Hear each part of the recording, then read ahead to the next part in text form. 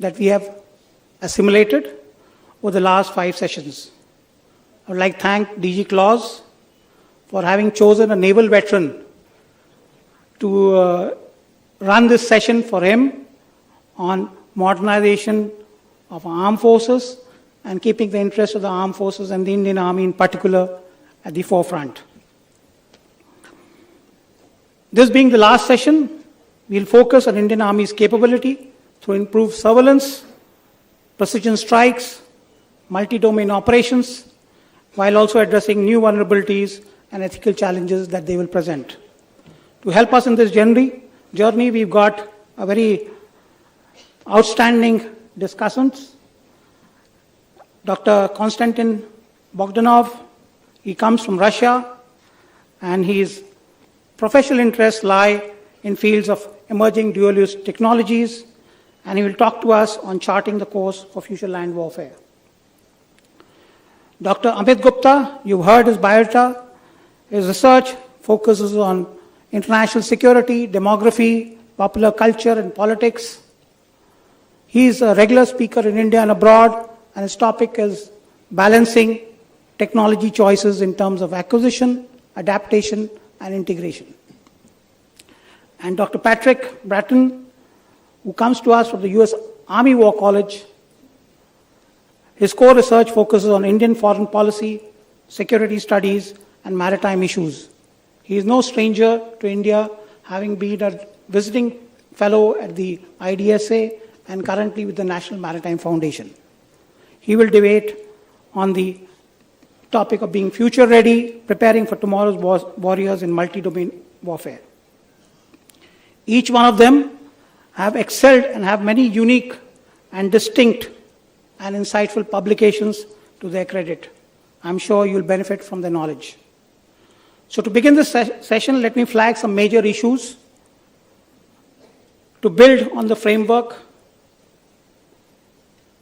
As far as we are concerned, global competition continues unabated, leading to violent conflicts in various parts of the world.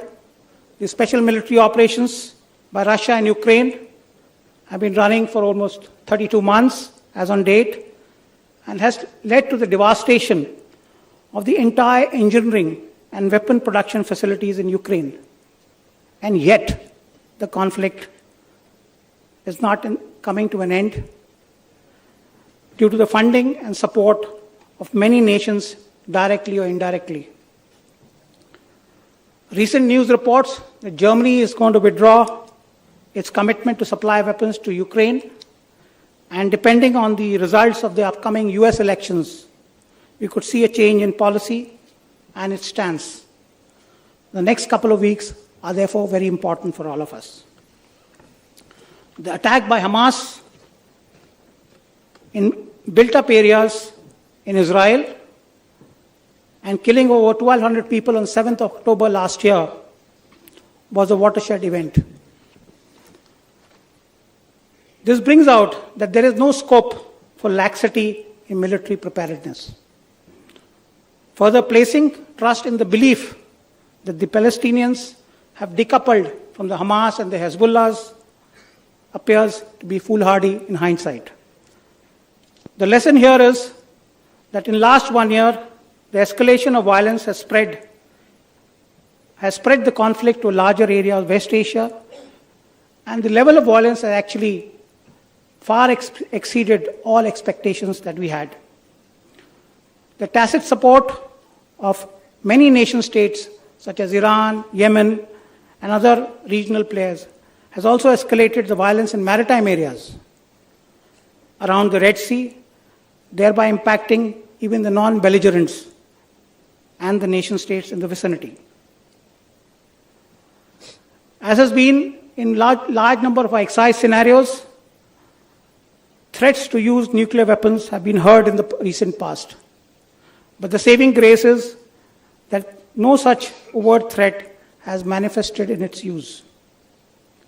In both the conflicts, the United Nations and the larger international communities have been either bystanders or participants and have largely been unsuccessful in the endeavor to limit the extent of the conflict. On the Indo-subcontinent, as far as the Indian Army is concerned, this audience is well aware, so I'm not going to brief on that. We are actively engaged with the PLA on the LAC ever since the Galwan crisis in June 2020. That's more than 4 years as on date. On the western borders with Pakistan, the influx of terrorists had reduced in the past, but saw a dramatic rise in the last few months during the build-up of the state elections. We are hopeful that the ops situation will improve during the winter season this year. Therefore, if we look at the Indian Army, it is fully committed and deployed in the full spectrum, from face-to-face standoff to CICT operations. Our neighborhood is also very tense, where democratically elected governments have been overthrown in Bangladesh and Myanmar, and Sri Lanka goes to poll next month, 14th of November. Global competition and contestation in some other areas is also simmering, and this could result in violence and military activity on the horizon. The most significant of them, that being in Indo-Pacific, where the threat to Taiwan is real and can manifest in a short time frame.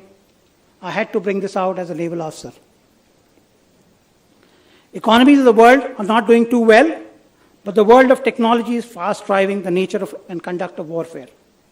Unmanned sensors and associated weapons, long-range missiles and rockets, air defense, and near-instant satellite-based communications and data analytics-based decision-making process, resulting in battle space becoming more transparent and the weapon delivery becoming more lethal.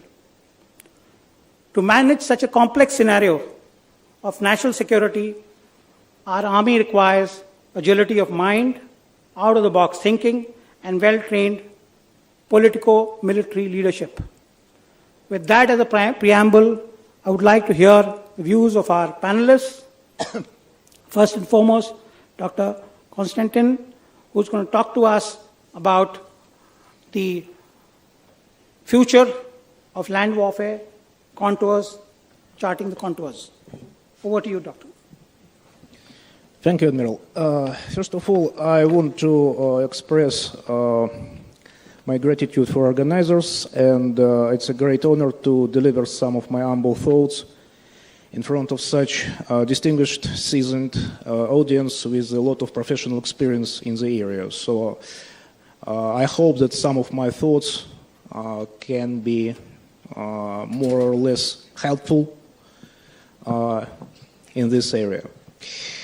I would deliver some conclusions, I would say intermediate conclusions from the experience of recent conflicts. First of all, from Ukrainian armed conflict, also from Nagorno-Karabakh war of 2020, and partially from Libyan experience of Libyan civil war. It was just little part of it. We have a healthy and rich agenda for a session, so I will be extremely brief, and I want to outline just some, from my perspective, key points of recent conflicts. It's not just a, complete model of the land warfare, especially future land warfare. First of all, it's some observation that we need to consider, to analyze, and to make some conclusions about possible ways how we could conduct any combat operation during land warfare. Speaking about, first of all, Ukrainian conflict as the most rich source of combat experience just now. During the large-scale hostilities in the center of Europe, we could catch two key points, I would say, peculiarities of this conflict. It could be surprising, but actually it's not. First item, it's low numbers of manpower. To some extent, it's a demographical problem, which Dmitry Stefanovich referred during last session. If you have low reserve manpower if you have relatively small armies. Relatively, I mean in comparison with the armies of classical mobilization period in the end of 19th century and the first part of the 20th century, and even during Cold War. Let's compare the Soviet army during the 1980s, all those deployed forces, all those reserve components, and just compare it with the armed forces of Russian Federation in terms of numbers, okay? Both equipment, vehicles, weapons, and manpower. And the same thing we could do with any more or less developed army in the West, except maybe Turkey, because Turkey still in the conflict with Greece, frozen conflict, and the Turkish army haven't been don't have this impact to lower the numbers and give up some capabilities. Anyway, during the combat operation in Ukraine, one can see the low numbers, low densities during the line of contact, and it leads us to the second item,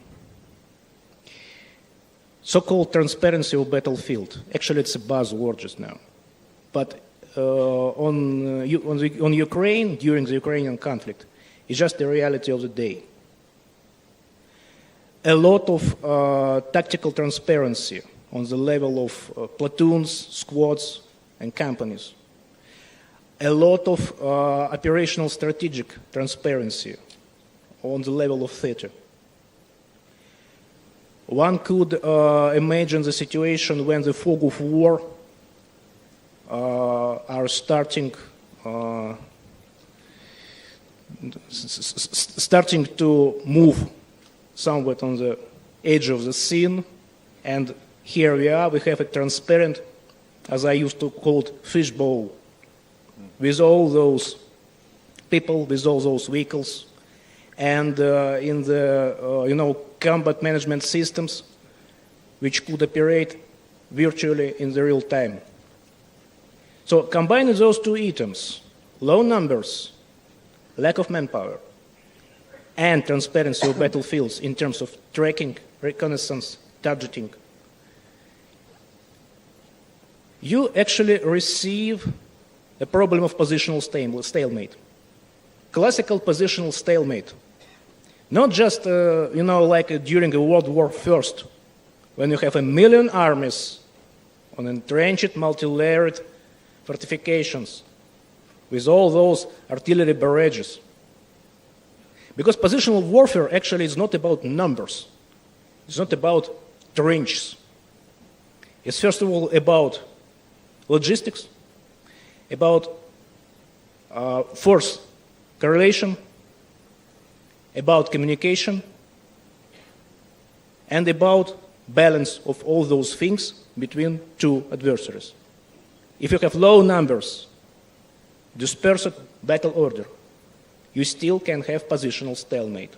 And Ukrainian conflict is the best example of such entity. So how we could elaborate it to the experience of different countries and different nations? First of all, I would say that such conclusions could be very useful for the global South armies, because lack of trained manpower, classical problem of the global South, and very cheap and accessible capabilities in terms of tracking and reconnaissance, because a lot of drones which are actually in use in Ukraine, it's more or less commercially off-the-shelf drones. Some of them are in serial production on military facilities. Some of them just, at least in 2022, have been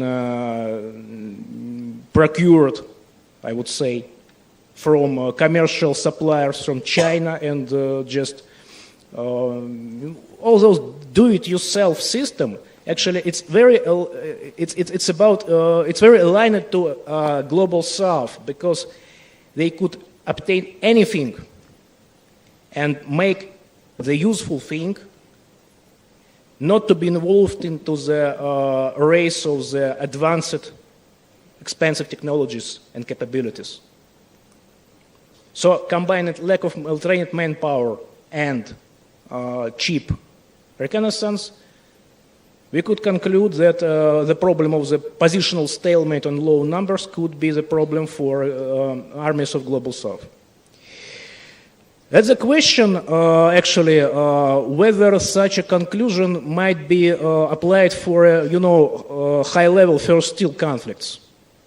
First of all, to potential conflict between Russia and NATO, and to potential conflict between China and the United States. From my perspective, it is not. But the problem is the stability-instability paradox led the major powers, major nuclear powers, to decision not to escalate conflicts higher than some considerably low levels. So actually, the main tool of major powers during the current geopolitical clash would be proxy wars and some low-level conflicts. So our conclusions are still relevant, even for the armies of the first-tier major powers. And at the end of my presentation, I would like to raise the question how all those might be relevant for an Indian army. From my perspective, numbers is not a problem. Numbers is not a problem, but still the problem is number of trained personnel, because literally in every army you can get a lot of sophisticated guys that knew a lot about innovative tactics and all those do-it-yourself, self-tuned capabilities.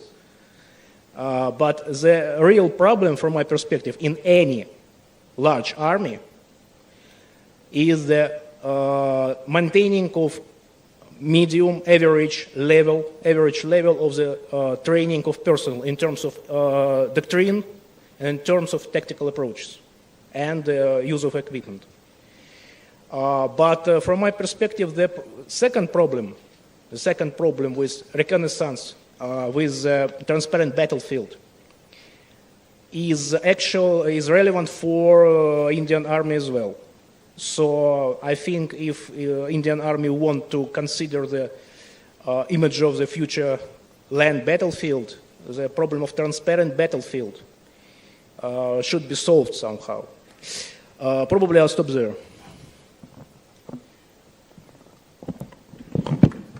Thank you.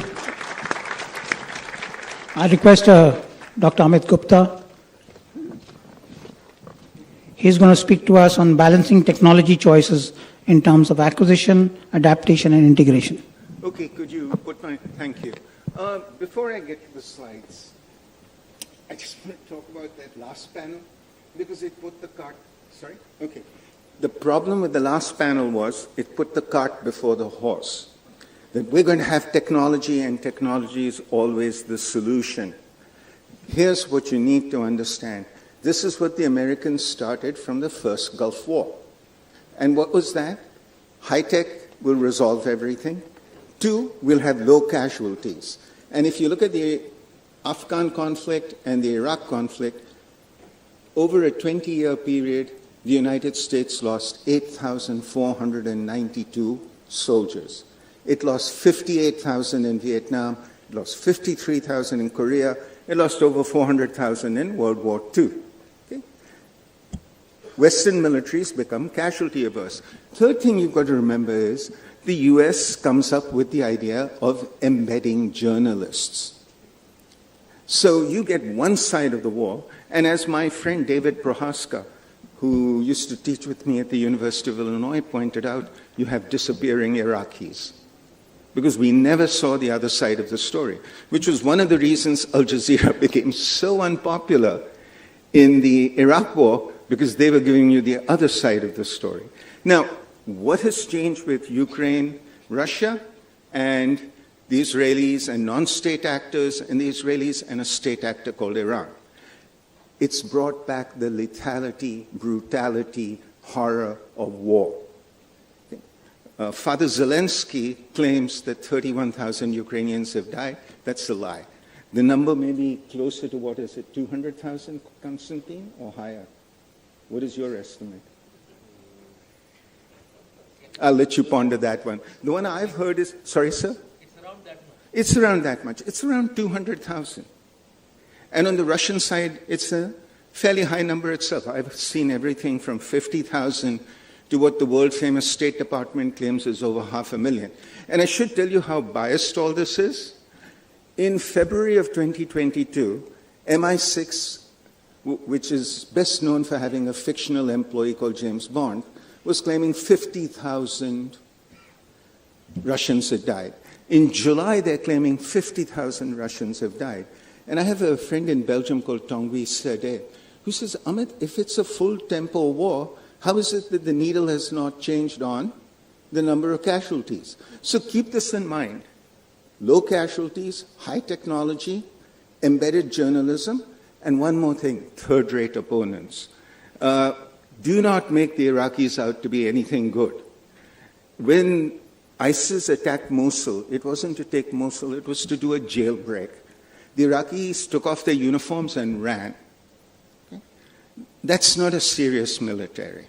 That was basically an internal benefits organization, and it was basically a thug organization. Let's beat up on unarmed civilians, so on. Okay?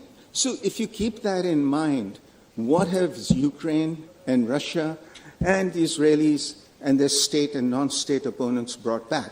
War is about brutality. War is about people dying. War is about people saying, I will stand up and fight for my country. And if you talk to Russians and Ukrainians, they say the same thing. You ask the Russians, why are the Ukrainians such good fighters? They say, of course, they're Russians. You know? And you ask the Ukrainians the same question, they say, yeah, well, you know, we really wouldn't mind being part of Russia if they'd called it Ukraine. Okay, so this has brought it back. When some country says we're willing to take 200,000 dead to fight a war, that's a very hard country to take over. And when Russia says we'll take 200,000 dead to fight a war, it means they're serious. And put aside the stupidity of NATO, oh, the Soviet meat grinder. That's how wars were fought. And, you know, I hate to make a case for literacy because it seems to have gone into the TikTok generation. But look at it this way, guys. Go to USI Library and pick out Basil Littlehart's Histories of World War II and see how World War II was fought. And I'll just tell you one thing about the Russians, then I'll talk about this. Because sometimes you have to put panels on perspective, okay? In World War II, Father Stalin had a mental breakdown or nervous breakdown, and he purged the entire army upper leadership. So it was left to the peasants to fight the Wehrmacht. And what the peasants did was actually incredibly brave. They took high casualties. They would stop a Russian panzer tank, pull out the tank crew, kill them, then disembowel them and put them on top of the tank. And they were sending a message to the next panzer unit that went through, which was, boys, this is how we fight a war. And if you ever talk to the Germans, they're not scared of the rest of Europe, because seriously, you think the Dutch can fight. But who they are scared of is the Russians. So keep this in mind, okay? The nature of war has changed. It's not AI, it's not tactical innovations. The Russians just took Volodar, which is the Ukrainian fortress, which they've been trying to take for a while, by using guys on motorcycles to come and take the trenches. I don't think you can call that a revolution in military affairs. That's innovation in military affairs, but that's also great courage. So if you keep this in mind, you understand these wars. And it's the same thing Israel-Gaza, Israel-Iran, both sides are fighting. And war is about brutality, war is about devastation, war is about decades of loss. Now I'll get to talking about this. Okay, is this moving? Yeah, look, up top you've got all the countries which spend heavily on defense. I'll come to the Americans in a minute, but let's go down the rest of them. The Chinese have their own financial problems. Modernization is becoming difficult. Ukraine is being subsidized by the West. They've been given close to $300 billion. They won't pay back a penny. Israel, if you look at that first attack on April, the Americans, the British, others were part of the air umbrella. And the numbers on this, and we'll find this out only 2 years from now. We won't find it out now. I mean, there's one Israeli brigadier like you who claims you guys spent $1 billion. Theodore Postel at MIT says the Allies, the Americans and so on, spent close to $2 to $3 billion. And they used AIM-9 sidewinders, which are $500,000 apiece, to shoot down $20,000 drones from Iran. And in that way, I do agree with the last panel. Yes, you can't sustain that. Okay? Now, take the rest of them. Russia's fighting a war. I don't think they're going to keep the militarization effort up after there's a peace, which leaves the Australians and the North Koreans. The Australians have a lot of money, and I'll show you why in a second. And the North Koreans are happy people. They kill their own citizens, and they build nuclear bombs. If you have that kind of amoral attitude to life, it's not difficult to militarize. But for the rest of the world, what is really important is it's a clash between guns and butter. Guns being militarization, butter being the investment in social, developmental programs. And for the rest of the world, the argument is always, if it's a clash between guns and butter, butter wins. And I'll just talk about India. Look, last 5 governments in India, 2 Manmohan Singh and 3 Narendra Bhai Modi, have kept defense expenditure around 2%. And it's not going to go above that. And yeah, I keep hearing this thing in India that, well, our GDP will grow and therefore 2%, if it was 10,000 crores, will be 15,000 crores. The government may not prioritize that money to you. They may well say, okay, we used to give you 2,000, but now that everything's gone up, you're going to get 1.7. And add one more thing to this. The Americans cheat on this. And I've kept trying to write on this, and I always get a stone wall on it. The American defense budget is $850 billion. They're spending $50 billion on nuclear modernization because Trump put $500 billion into modernizing nuclear weapons. And this is what's called the Veterans Administration budget, which nobody talks about. But if you look at the numbers there, on the left-hand column is the total amount. The right-hand column is how much is spent on medical care. And as you can see, that's almost doubled in the last 6 years, and it's going up at a budget rate of about 8 to 12%. Now, I used to run a budget. I would have to go and beg for a 1%, 2% increase to my program. Who gets a 10 to 12% increase? And can a country sustain that? And look at how much is the medical cost in this. And when I joined the U.S. Air Force in 2001, the Veterans Administration defense budget was $48 billion. This is what 2 wars do to you. And Joe Stiglitz, the economist, said, oh, it's going to be a $3 trillion bill. Pentagon accused him of being a traitor. He said, I'll go back and do my math. He said, no, my math is right. And he's being proven correctly. So, where does this go? And in the world of guns versus butter, look at the Europeans. Because, after Russia happened, or after Ukraine happened, the Europeans went, Europe is back, we're going to militarize. And that German genius, Olaf Scholz, and his Sancho Panza, Ursula von der Leyen, have been the biggest ones talking about militarization. But look at those numbers. And I'll just go down 2 of those, and then we'll come to the Indian dilemma. The British went from 180,000 soldiers to 80,000 soldiers. So let me talk to the land warriors in here, since you're talking groundbreaking. It's not groundbreaking. Groundbreaking is construction. I'm talking devastation here. If you have 80,000 soldiers, how many divisions can you put in the field? If you're lucky, 1. And that would be a 12,000-man division, not a big division like yours. And look at the Germans, who used to be 327,000 or 61,000. What can they put out? A brigade?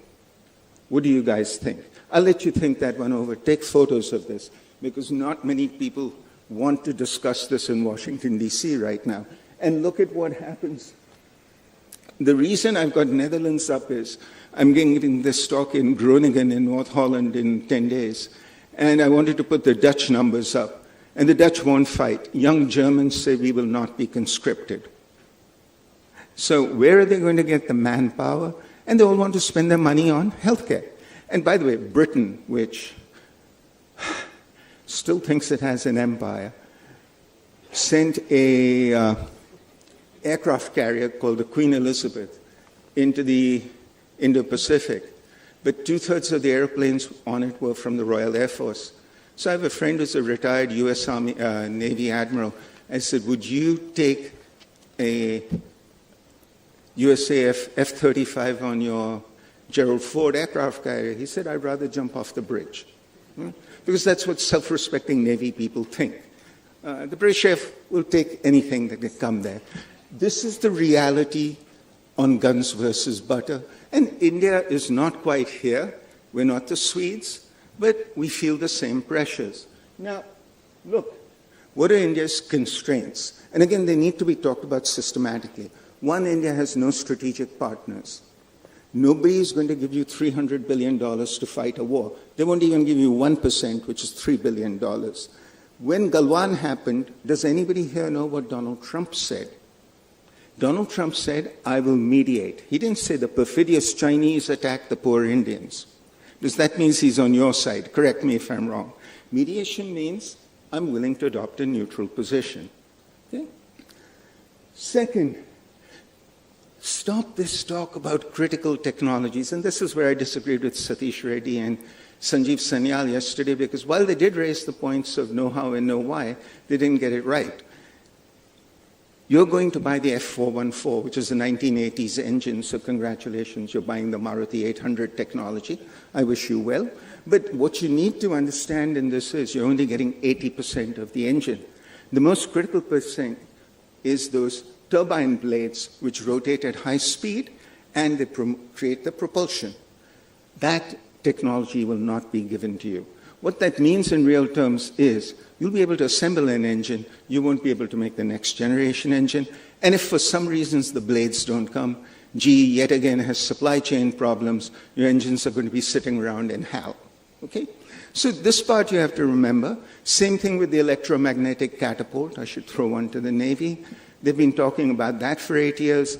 The US Navy says it's too new for us to give to anybody. Okay? Other thing you've got to remember is, because most countries' reserves are so incredibly low, they can charge you an arm and a leg for weaponry if you get into trouble. After Doklam, the IAF went to the Israelis and said, can we get munitions? The Israelis said, not a problem. We'll dip into our war reserves, but it'll cost you 150%. Well, after Galwan, they went to the French and said, can we get munitions? French said, not a problem. We have to dip into our war reserves. What number did they come up with? 150%. That's the going rate in international affairs, by the way. So nobody's trying to exploit anybody else. So keep that part in mind. You have to be able to make some of this stuff at home. And I'll come to that in a second. There's one good thing on your side. Indian military doctrine is defensive. There's no serious politician in India who says, I want to take back Aksai Chin with the use of military force. And if you find one, please introduce me to him. We'll have a very interesting, amusing conversation. Similarly on Galwan, when Galwan happened, I gave a talk at St. George, which I think is still around in Delhi. And I said, you guys need to talk to the Chinese and find a diplomatic solution. People there told me, you're a Chinese agent, why should we talk to the Chinese? Well, I turned out to be a genius as of this Monday, because that's exactly what happened. And I can tell you why later if you like. You know, India doesn't go for offensive military operations unless it's extreme circumstances. It is not this country's military doctrine. And because it's not this country's military doctrine, a lot of the high-tech stuff doesn't apply to this country. And I'll get to this now. Okay? Look, the last part in this, is you have to understand China. And you can't understand China by making statements. You have to look at the data. These are China's major trading partners. ASEAN is 911 billion, the EU is 794 billion, US is 680 billion. I'm getting tired of reading it out, so you guys, thank you. Take out your cell phones and take photos. Yes. Now, why is this important? IDSA went out years ago and said, debt trap and humnum tota, which, by the way, is shoddy academic work, because Deborah Brottigam at Johns Hopkins has written a very extensive article in the Atlantic Monthly on it, says no debt trap. And it was the Canadians who suggested humnum tota, it wasn't the Chinese. The story is a bit different from what is projected there. Nobody is looking at debt trap. Everybody is looking at the fact that China is the global economic behemoth, and the numbers don't lie. And you keep talking about China as a major trading partner. It's also the major trading partner of everybody else on the planet. So how do you integrate working with it? And I'll add one more thing to this, by the way. If you've read the latest economic survey of India, which I think is written by Nirmala Sitharaman and MA History Saktikanto Das, it essentially says we want Chinese foreign direct investment in India. This would not have come out of either the Ministry of Finance or the Reserve Bank of India. They lack the imagination or the authority. This came straight from the Prime Minister's office, and it's because Indian business houses want the link. This is very clear. Okay? So this is where you're headed as a nation. It doesn't take away from the fact that there's a border dispute. Doesn't take away from the fact that you have to maintain a presence on the border. Doesn't take away from the fact that you have to militarize your forces. Okay? Right. What is the best way to do this? And I'm only going to talk domestic production, which is what General Dushant wanted me to talk about. And look, there's three things you can do. You buy them domestically. You buy them abroad, you produce them domestically, or you collaborate. And the thing you've got to remember, which everybody forgets in this Atmanirbhar debate in this country, India achieved Atmanirbhar in the most important part of weapons production. It has Atmanirbhar in strategic weaponry. And that's due to very brilliant Indian scientists like Raja Ramanna and Anil Kakotkar, who did that for you. And nobody can take it away from you. And that gives you, at the end of the day, a security which Ukraine doesn't have. Remember, Ukraine gave away its weapons in 1993-94. They're probably sitting and cursing that now. Okay? What is at the lower level, and I'll come to that, okay? At the lower level, sorry, let me go back one. At the lower level, there was a British scientist called P.M.S. Blackett. He's the guy that Oppenheimer gives the poisoned apple to in the movie. He was his PhD advisor. And by the way, since then, when my students offer me food, I say, no, thank you. I do not trust these people. But the point is, Nehru called P.M.S. Blackett to India in 1948 and said, what weaponry should we build? Because Atmanirbhar is not a new idea. It's old wine in a new bottle. Blackett said, don't make advanced conventional weapons because they become obsolescent easily. But more importantly, what you need to understand is, these weapons are very difficult to manufacture. One young man asked the question of the HF-24 Marut. Ask me about it, and I'll give you the full story. But that was our attempt in India to make an advanced conventional weapon. It failed because the Indian government engaged in a Banya defense policy, and instead of giving them the money to buy a real engine, kept doing piecemeal things which didn't work. Okay? Now, what has happened is essentially that part of defense production has been taken over by the private sector. So Tatas with their Crystal armored fighting vehicles, Mahindras, Bharat Forge, MKU, Larsen and Toubro, they are all making a range of artillery and other stuff, rifles, touchy subject. And they're doing all this, and it's good enough quality. And by the way, they're not doing it because they've suddenly built a science base. They're buying the factories from abroad. Like when we were kids, the Bata factory was bought from Czechoslovakia and brought to India. It's the same logic. Okay? But that part of arms production is being done. It's advanced arms production, aircraft, tanks, air defense systems, so on, where the problems are. And what's the story there? we should have done what Chairman Mao said. Chairman Mao in 1959, the Russian advisors left. And Chairman Mao called in his aircraft designers and said, guys, I'm a peasant, so don't give me this line that you want to make the F-35. Tell me what you can actually make. And they said, we can make the MiG-17. So they made 1,800 of them. Then they said, we can make the MiG-19. They made 4,500 of them. Then they made the MiG-21, and you guys can all see the list there. HAL has never made 1,700 aircraft of anything after all these years of production. And hats off to the new chief who says, yeah, I'm all for Atmanirbhar, but who's going to give me an aeroplane? That's a fair question to ask. So my question to you is idealistic versus realistic. Thanks to the private sector, the realistic at the lower level is happening. Now, I've told you about the problems with conventional. The best way to do conventional now is collaborations. And it's been a mixed bag. BrahMos has been a success. There will be a BrahMos 2. Sukhoi 57, for a variety of reasons, the Air Force pulled out. And look, licensed production has its own pitfalls. There's a lobby in this city which wants to buy the F-16. Two problems with it, giving them to you for free. One, the Americans will not allow you to put a strategic weapon, nuclear bomb, under the F-16, because that goes against American non-proliferation policies. You can do that on the Mirage 2000, you can do that on the Rafale.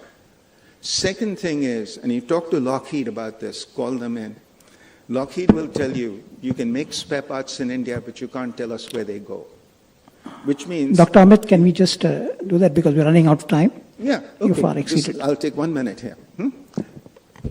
In other words, you can make a spare part for an F-16 in India, it can end up on a Pakistani F-16. Let me give you my conclusions, okay? What you need is lethality and affordability.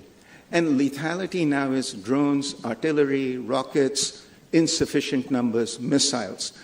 To me, if you want to do missiles, talk to the Russians. The Iskander, the Kinzhal, that collaboration will happen. It won't happen with the Americans or the West. If you want to do drones, don't go to HAL because Rustam became tapas, it still doesn't work. I would talk to the Brazilians and the South Africans who are parts of BRICS and make a BISA drone and sell it across the services, the Coast Guard and the BSF. Okay? And the good thing is Brazil has a mature aerospace industry, South Africa has a mature defense industry, and they both like India, which is a very important thing, and have lots and lots of reserves of ammunition. Because the one thing Ukraine and Russia taught us was you can't have enough of artillery shells.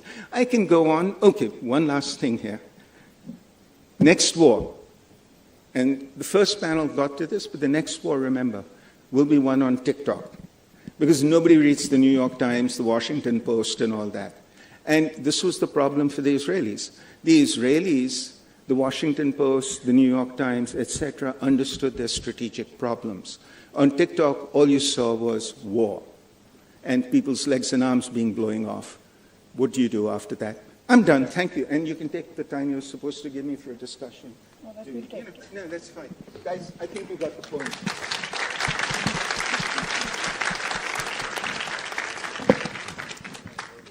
Can I request next speaker, Patrick, to go ahead? All right. Thank you. Hello, namaskar, and thank you all for having me. Dhanyavad to Claus and to the Indian Army leadership. I'm going to start with two disclaimers. One, my jet lag is kicking in, so if I'm a little bit spacey, please forgive me. And my second disclaimer is the sort of standard, these are my own views, not the views of the Army War College, the U.S. Department of Defense, to the U.S. government. So I've been asked to share my thoughts on being future ready, being prepared for tomorrow's warriors. In order to do that, I thought probably the most useful thing I could do, given what I do, is talking about some of my own experiences, observations in American professional military education, and combine that with my observations of being in India about 15 or so years now, doing work on and off and again. And I think it's fitting in this case that I kind of underline the importance of developing within your militaries, within the Indian Army, sort of a lifelong pursuit of knowledge and learning. And this is very fitting, I think, at a CHANAKYA defense dialogue, because CHANAKYA himself wrote a lot about the importance of learning. He said that you can't go a single day without learning. He also has a very funny, little bit off-color comment about the value of unlearned people that I sometimes give to my more truculent students who don't like to read, but I won't say it here, so I'll just move on from that. So a couple of things I want to kind of highlight here is just the importance of looking ahead and looking at the future in technology. And we have had a lot of good panels yesterday and today about this, so I won't go too far into it, but I would give a couple of cautions, I think, in how we conventionally think about future and warfare and things like that. Oftentimes we fall into a trap of looking at sort of silver bullets and wonder weapons. And we kind of take a look at a capacity, particularly something that is useful on the battlefield, and sort of isolate that out as the end-all be-all of what makes change in warfare, right? So if you take a look at conventionally ways we think about the history of warfare, people look at like tanks or gunpowder or something like this. Oftentimes, as alluded to in the previous the previous conversation that we had, it's actually all the stuff behind that that's far more important. So if you look at like the gunpowder revolution, it's not just the development of firearms, but it's the development basically of the early modern state. And a state apparatus that can tax, can extract resources from its population, can have a standing army, can have the army that will develop and integrate the print revolution, the scientific revolution, into engineering, into military academies, into siege warfare. That's far more important than whether or not you have guns, for example. So if we look at changes like AI, for example, I would say, and I'm not a specialist on AI, I think we're looking at the potential for revolutionary change in the next couple of decades. And we can't kind of think about it just like, well, we're going to have the army we've always had and we'll just add AI, right? There's probably going to be some massive shifts within military organizations, within societies, within political systems, the same way we've seen in some of these larger quote-unquote military revolutions in the past. So a couple of things that I think are useful for that have been said in some of the other panels is I think it's very important, right, that military officers get exposure to AI, how it works, thinking about, I echoed Dimitri's comments earlier in the previous panel, right? They have to understand how those machines are making decisions, be comfortable with them, and kind of see AI as a team, as a member of the team that they're operating with, not just something that you've added in like a radar or something like this. It's also really important, I think, in the defense community that we have as much contact as we can with the private sector and seeing what's going on there, because a lot of the technological evolutions and developments will not happen purely within the military sector. So we have to have a curiosity and interaction with that. And I think that's very, very valuable to do. It's not always easy, right? Military officers have a lot of commitments and demands on their time, rightly so, but it's something that's quite important. I'd also like to kind of continue my history bit for a bit, because that's sort of what I do at the War College. I think it's really important to have a more analytical and critical view of history. I think oftentimes in military organizations and countries, when we look at our own military history and the military history of others, we tend to sort of gravitate to very comfortable, sort of feel-good narratives about success and things that work, and we tend to be very self-congratulatory about our military history. I think it's very important to have honest, open history that's accessible, and that'll help you to make lessons learned, case studies, experiential learning, simulations, and things like that. I will say, having spent a fair amount of time in Indian archives and working at Indian professional military organizations and think tanks, I have to say it could be more open, if you will, the archives in India than they are, and I think that inhibits a lot of the work of researchers to come up with more accurate history. I can go more into detail on that kind of stuff, but I think it's important. Linked to history, I think, and we've heard some comments about that in other panels today, is the importance, I think, for strategic leaders to have strategic empathy, to learn about the history, culture, and values of others. Now, this seems to be most apparent when we think about competitors, right? It's very useful to know what your competitors are thinking, what they value, and that helps you to devise your strategies for them. While this seems like a kind of, as we would say in the U.S., a kind of Captain Obvious sort of point, you can look at a whole rifle examples of history where people enacted strategies against an opponent without really thinking about what the opponent was doing, the political realities in that opponent's capital, what the opponent valued, what they didn't. And I think it's really important to think about it. As Clausewitz reminds us, right, war is not just exerting force on a lifeless mass, but it's a dialectic, right? The enemy is a dynamic actor that makes decisions as well, your competitor will. I think it's also really important to understand and have strategic empathy for your partners. right? So we always kind of think about adversaries, but partners are important. Partners have different perspectives. So for example, from an American perspective, the great sort of partnerships that we've been developing with India in the past 20 years are really important, but we have a much longer relationship with that that's not always so harmonious. It's useful to have a better understanding of that, what are the friction points in the past, and so that way we can interact better with each other in the future. So I think that's really important.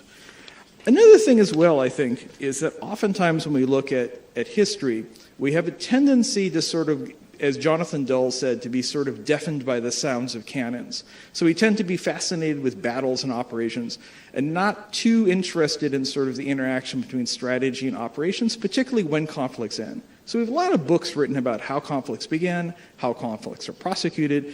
We have much less good analysis on how conflicts end and the interplay between operations and strategy at the close of the war. And I think that's something that we need to pay much more attention to that's not well thought about. Furthermore, I would also say for strategic leaders today, and this takes me a little bit outside of my own area, but I think it's very important for leaders to develop networks and to develop networks of trust. Because one of the problems once you get up to a certain level, once you get to the strategic level, right, you're going to have to interact with people who are not part of your chain of command, that are not part of your own unit and not part of your own organization. So you have to reach out and be able to work with sister services, with the civilian government, with the private sector, with nonprofits, that kind of stuff. And I think it's very important for strategic leaders to develop those networks. And once you have networks like that, you can ideally move at the speed of trust rather than the speed of command, right? So a good example of this, I would think, is some of the coordination that happened after the 2004 Indian Ocean tsunami, where we had several military leaders in different countries throughout the Indian Ocean region who all personally knew each other from their experience in professional military education, which facilitated cooperation, right? So again, the more networks, cooperation, and trust you have, I think is quite important. So I'm going to just, again, very short remarks, I'll draw these to a close, but I think you have to think about developing future strategic leaders who have to look forward to the future and upcoming changes, with the caveat that the really big, large changes are actually difficult to discern at the time, right? To actually see the deep muscle movements of what's happening is actually quite difficult at the time. I think it's also important that we develop sort of critical, realistic history of our own military operations so we can study for lessons learned, help people make better crisis simulations and case studies that we can use, and then look into the future for developing networks and trust with our partners. So again, I think it's just my key takeaway is CHANAKYA sort of advised us that we need to build up lifelong learning, and I think it's really important for strategic leaders, and Jai Hind. Thank you. Before I think follow up with what Dr. Amit Gupta said and try and take this forward, we've seen the weaponization of the pagers, the walkie-talkies, the pens, and of course that points to a very resilient requirement of a resilient supply chain. But we've also seen for the requirement of surge that all the ammunition in the world available anywhere was bought off the shelf. In our effort to go Atmanirbhar, we are going to import a lot of equipment, we are going to import a lot of technology. Most of this comes with embedded technologies and systems. So, my question to the panel especially is that, on one side we are talking of resilient supply chains, trusted supply chains.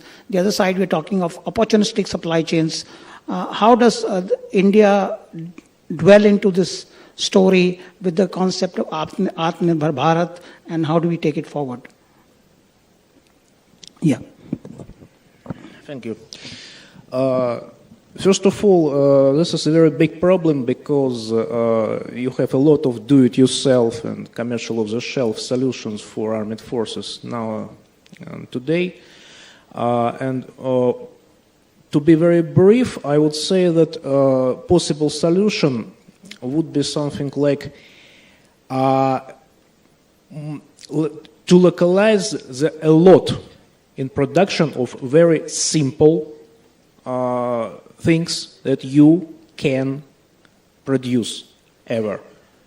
Because if you want to securitize everything, you cannot buy anything from abroad. That's the problem with microelectronics components, for example. But I think the commercial market is big enough to find the solutions, find components, find some sub-products or materials which you can use, which you could use in large scales, and which you might use to produce a lot of weapons, a lot of not very sophisticated weapons, for example. If you don't need a lot of advanced capabilities, but you need a lot of capabilities. As early Burke once said to Elmo Zumwalt, you need numbers. If you need numbers, you will have to produce something on the foreign market. Patrick, can you just, I just want to ask this question to you. Both the Ukrainian forces and the Houthis have received a lot of equipment from the West as well as for the Iranians. And they've used this equipment with high level of proficiency, if I were to say, for over 1 year, 2 years, without having any formal training, both in maintenance as well as in operations. Is there a lesson for us in the army to look at tweaking our model, or how do you think they have achieved this? Go back to the Afghan war, where the US gave Stinger missiles to the Mujahideen, or whatever they were calling themselves then. And these were people who live in caves and have 18 children, and if they were lucky, passed the second grade, because Afghanistan never had an educational system. But they were able to fire Stinger missiles. This is always, if you look at industrialization in Europe, they brought in people from Africa, Morocco, the West Indies, who are uneducated, put them into technologically complex environments, or at least advanced environments, and they could turn the levers in a factory. They can fire Stinger missiles. They can launch drones. I mean, this stuff is not difficult. And yes, the Indian Army doesn't have to upgrade to every Jawan is a computer IT specialist to do this. I'll just give you a story to give you an idea how incredibly inventive Indians are. My cousin was taking me for a drive through rural Maharashtra, and we saw a drone flying over somebody's field. So we stopped, and there's these two kids who still haven't graduated high school. And we said, "What are you doing?" They said, "Oh, our uncle hired us to make sure that the fields get irrigated. So we sent the drone over, and if it looks like the field is dry, we hit our cell phone, and the irrigation system starts off." So I asked them, "Where did you get the drone?" They said, "Amazon." Then I said, "How many years of education do you have?" "I'm in 8th class, I'm in 9th class. This is not a problem. This stuff is meant for idiots. And that is why I think it's so dangerous. My question is not so much from the utility perspective. My question was from maintenance, because flying a drone is a different ball game, and flying a ballistic missile is a different ball game altogether. So therefore, we need to look at these issues.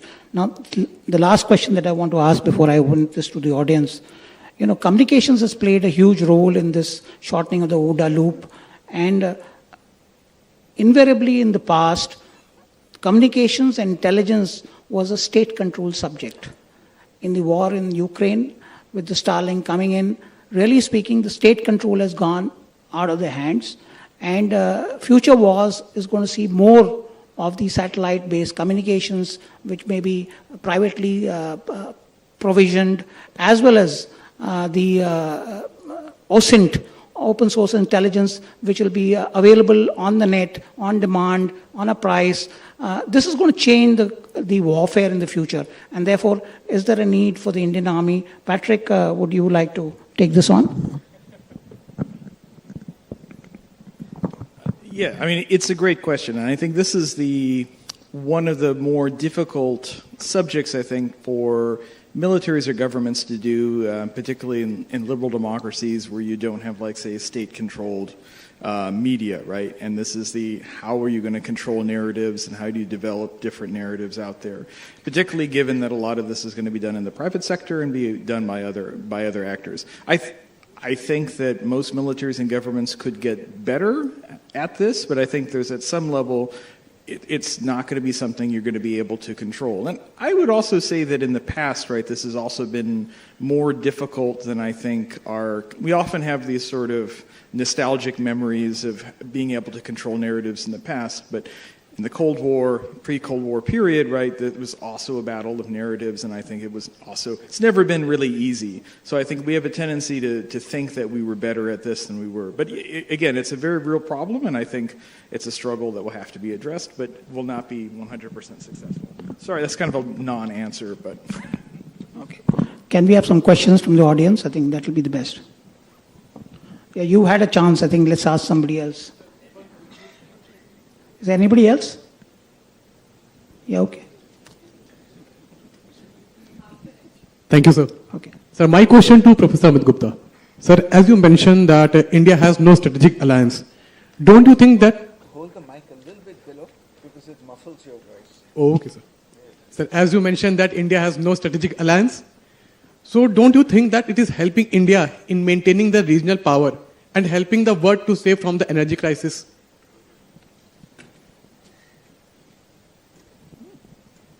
Yeah, next question. No, next question. Just a thought, if the chair allows. This Chanakya Dialogue 2 is taking in the backdrop of so many conflicts in the world. I think we should be mindful of that. And while the land warfare parameters have been adequately highlighted, I wish to make a couple of points, very quick points. First and foremost thing which has stood out is that while the conflict initiation was clear to the attacker, perhaps the conflict termination was not perceived correctly. A case in point is Russia. Hence, the conflict is actually got extended. It was initially thought to be very short-lived, and my friend from Premakov, whom I met in the recent past, will be able to throw some light. Second point I wish to highlight is that perhaps the attacker had underestimated the enemy. The will of the people of Ukraine was not correctly understood.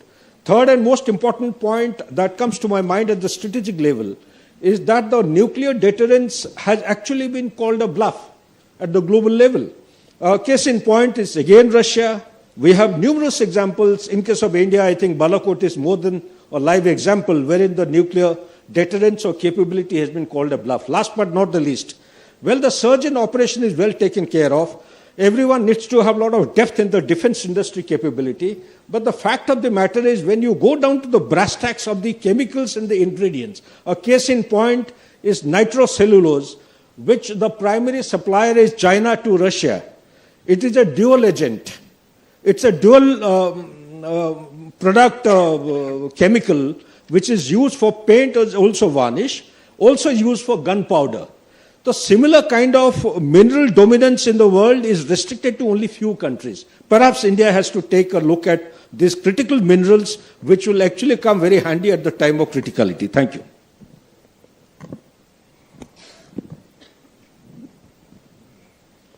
Yes, good afternoon. I am Sangeeta Saxena, Editor, Aviation and Defense Universe. I'm a journalist.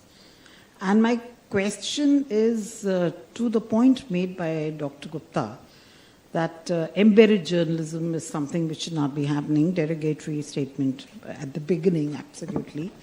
And at the end of the day, sir, I'm a journalist who's done 3 wars as an embedded journalist. And let me tell you, everybody wants to set a narrative. Everybody wants to what? Set a narrative. Every government wants to set a narrative. And when it wants to do that, media has always been a force multiplier. And you want the world to know.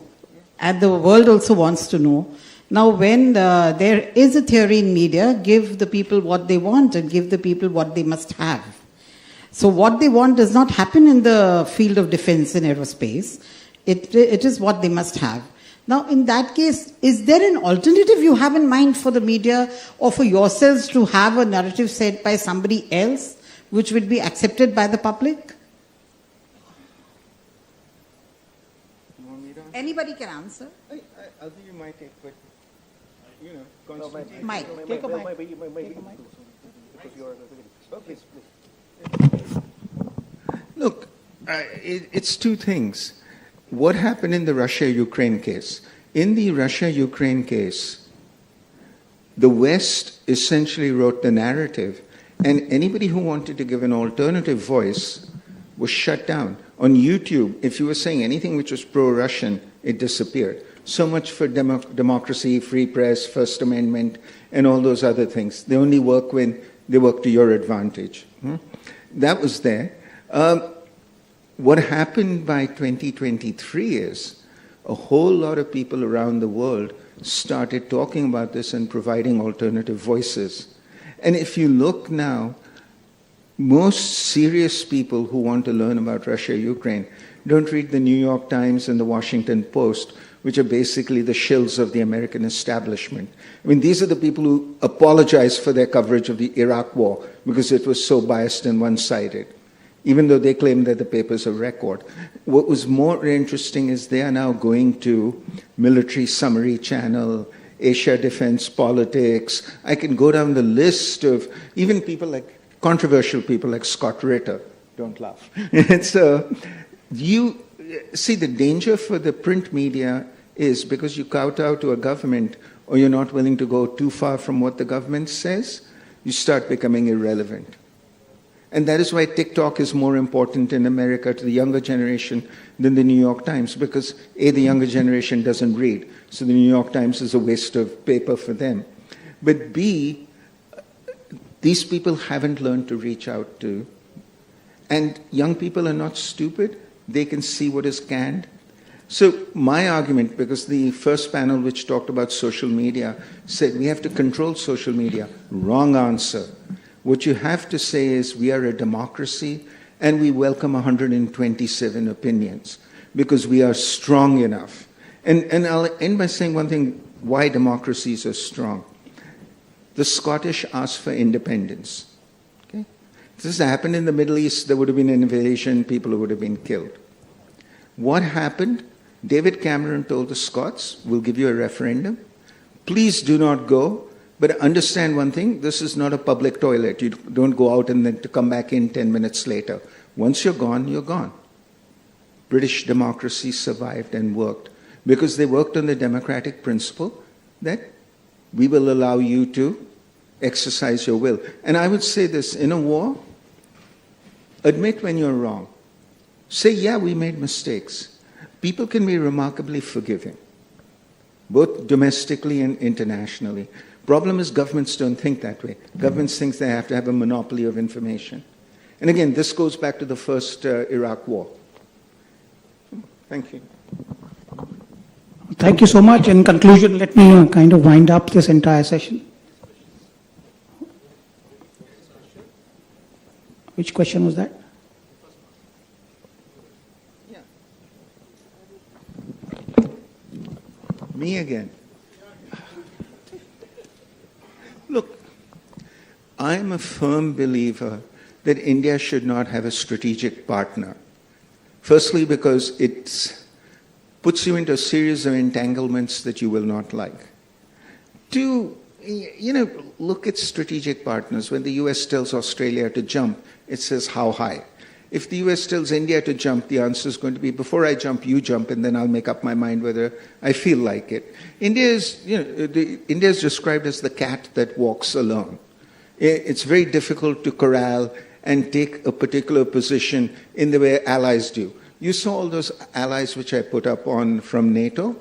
They all went with the position on Brussels and Washington's position on Ukraine. I mean, the only person who isn't is Viktor Orban, for whom he's despised in the West. My take on India is this. I don't want India to be a regional power. I want India, I'll give you my vision for India, guys. Let it become a developed country. Let it become a first-rate academic power, educational power. Your educational system is spiraling downwards. Okay? And if you ever want me to come and give a talk on that, I'll come. But it has to be in the morning before everybody runs away after eating their lunch. I don't like that. Now, that is your number one problem. And the reason you lose in AI and computer technology and everything else is you do not have the educational institutions which provide the people to do this. And don't tell me the IITs. An IIT has 8,000 people in it. So what, you have 100,000 people who are IIT graduates in a country of 140 crores? What about the University of Darbhanga? What about the University of Ahmednagar? That is, I think, to answer your question, I think healthcare matters in India. I think the environment matters in India. Do you all like living in the most polluted city in the world? Though I gather Lahore finally beat New Delhi, so congratulations. You're now number 2. These are the things that in the long run matter.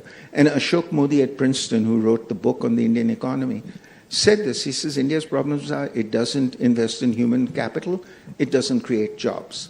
Half my Uber drivers have BA degrees. When I used to take black and yellow taxis 20 years ago in Delhi, you were lucky if you could find a guy who could read in any language. So my answer to you is don't think in terms of power politics. Think of this country as a young country with incredible potential, which doesn't have to toe the line of anybody. And I'll end by saying this. Militarily, work with the people who are willing to offer you the best deals. With the United States, stop doing these stupid things, F-16, F-414. America is an educational powerhouse. Now, the people in the US Embassy won't like that, because if you say educational powerhouse, it says, oh my God, we're a country of liberals. You know, that is their problem. But the US can help you escalate the education ladder in this country. 2, healthcare. The US is a healthcare powerhouse. Same trajectory. And the third one I would add is tourism wellness. America is the only country which can take a mouse and make him into an international cult figure where people pay thousands of dollars to go for 2 days in Florida or California to sit and watch this travesty of human existence. Thank you. Thank you. So let me make some concluding remarks before I wind up. You know, the scope is very vast, and there's a huge spectrum out there which we could have talked about, whether it's cyber threats, ransomware attacks, proliferation of the dark web or the net, and the funding of terrorism through that. Many militaries are getting on board those nets through their cyber cells, and I think that's one area where we need to clearly define ourselves, how we're going to go forward, because much of the intelligence that would come off for the future operations in terms of terrorism, in terms of Naxalism, would come from those, because fundings will come from those. Second, I want to echo some comments which Dr. Gupta said, you know, about the attack on 13th of April when the Iranians attacked the Israelis. They threw at them 120 ballistic missiles, 30 cruise missiles, 150 drones. They spent close to about $800 million in that effort. The Israelis spent about $1 billion, and the Americans and the Brits together, I think, spent about $3.5 billion. That's about 35,000 crores in one day on air defense. That's the kind of money being spent. So war will always remain a very expensive game. You know, if you're in the camp that decides between butter and guns, then I think you are in the wrong country and wrong arena, I would say, that you're trying to play in. And last but not the least, you know, since we had a session on the environment as well, which was chaired over here, I want to leave you with this thought, because Diwali is coming near, and Dr. Gupta has talked about the pollution in this capital city. There is a huge environment impact of the war that is taking place in either in Ukraine, or it is taking place in Israel or Gaza, and it will impact the future generations, the global warming and things to that effect. And some data was put to us yesterday by one of the panelists. We therefore need to think, and this is the thought I want to leave you with, that we need to think on the means and measures and the impacts and the responsibilities that countries would have to take post the victory in war as to how they're going to mitigate or do something for this environment as nation states who are, the victorious nations. So with those few thoughts, thank you so much for being a wonderful audience, and Jai Hind.